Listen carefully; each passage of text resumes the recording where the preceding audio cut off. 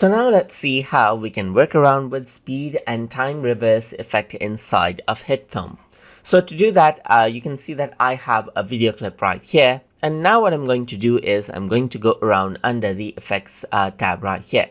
Then I'm going to go around and scroll down over here until I go around and find temporal. So this is what I have right here.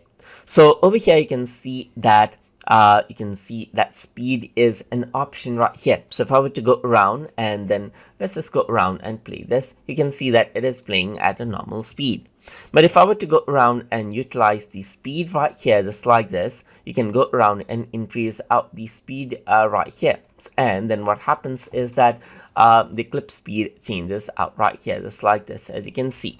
Let me just go around and type in 2 right here. That means the video speed will be 2 times much right here. So you can see that it is playing 2 times as much. But if I were to go around and say 0.5 right here, then what happens is that it'll be much more slower, as you can see right here. And this is how you can utilize the speed effect right here. Apart from that, you can also go around over here and utilize the time reverse option right here. So once you do that, what happens is that it reverses out. So you can see that it reverses out the footage over here, and this is in form of an effect right here.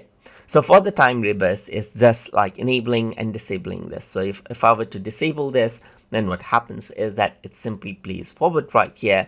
And if I were to go around and just check it out, then what happens is that it plays backward right here, just like this.